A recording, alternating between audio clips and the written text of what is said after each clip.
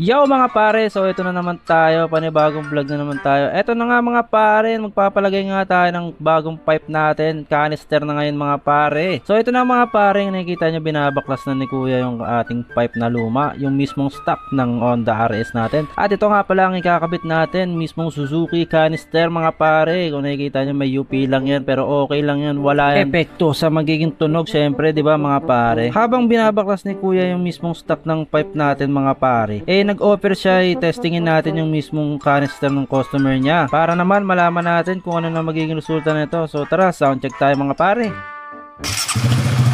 Malakas. Yan ang hinahanap.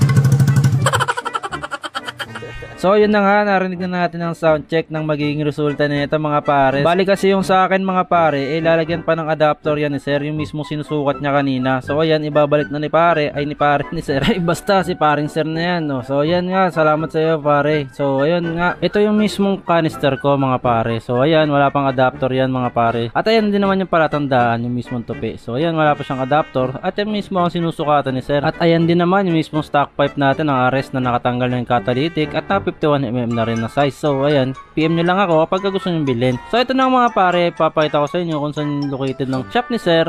Dito lang siya sa may Phase 2B, Barangay Kaipian, San Jose del Monte, Bulacan. At i-search nyo lang ang pangalan ng shop niya na JRC Muffler. So searchable daw yan sa mismong Google Map mga pare. So ayan, pagka search yan at napuntahan nyo na, makikita nyo mismong lugar na yan at makikita nyo lang yung mismong shop niya. Ito lang din mismo, tapat lang din ng bakery. So ayun mga pare, ito mismo ating motor at patatapos na rin siya, no? At syempre, habang inaantay natin, upo muna tayo ulit dito sa upuan natin para makaupo muna tayo habang nag-aantay tayo. Syempre mga pare, maya-maya pa nga mga pare, kinakat na nga ni sir yung mismong adapter natin para sa mismong tamang sukat niya at para hindi naman sobra, di ba mga pare? So syempre, after nyan, ito yung mismong muffler natin na ikakabit sa atin. Yan, medyo makalawang-kalawang na siya. At syempre, nakita nyo, tinetesting na nga ni sir at sinusukat niya na kung tama ba o saktong-sakto na. So ayan, at nakita natin na saktong-sakto na nga daw. At nung sinabi na nga ni sir na okay na at saktong-sakto na nga, habang tayo naman tinitignan natin ng mabuti, ito na at weldingin na nga ni sir yan para naman ma-fix na, di ba mga pare? At habang wini-welding nga ni sir yan, tinitignan na din natin yung mismong muffler natin na canister. So nakikita nyo, medyo makalawang-kalawang na siya mga pare,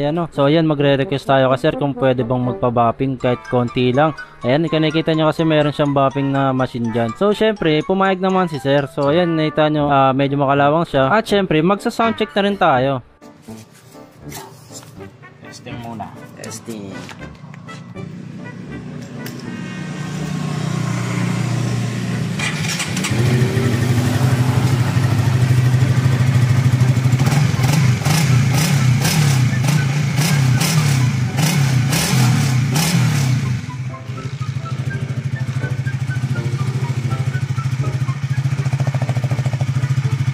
Ayun na nga mga pare, another sanitized customer na naman tayo nito ni sir, no mga pare. Grabe, napaka-solid talaga. Ang ganda talaga ng tunog ng canister mga pare. So ito na nga mga pare, sanitized customer na naman tayo. At syempre, alam nyo ba kung magkano lang yan? 300 pesos lang yan mga pare ang binayad ko kay sir, Maraming salamat nga pala kay sir. Ito na naman ang soundcheck natin. Right, let's go!